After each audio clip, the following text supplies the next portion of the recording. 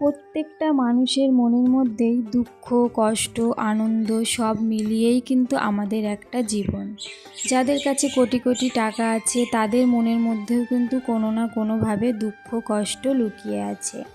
আমরা সবসময় সোশ্যাল মিডিয়াতে ভালোটা শেয়ার করি, কখনো কি খারাপটা শেয়ার করি না। আর আমার মনে হয় খারাপটা শেয়ার করা উচিতও নয়, কারণ আমি যখন ভিডিও পোস্ট করব আমার ভিডিও দেখে লোকজন কনসিভ করবে, বাজে বাজে কথা বলবে, আমাকে নিয়ে হাসাহাসি করবে। সেই জন্যই আমার মনে হয় খারাপটা মনের মধ্যে চাপা থাক, ভালোটাই তোমাদের সঙ্গে শেয়ার করি।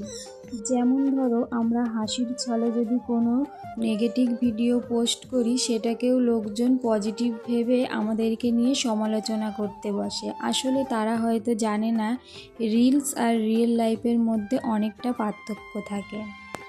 যাই হোক, অনেক দিন পর একটু রেডি হয়ে ঘুরতে বেরিয়েছি।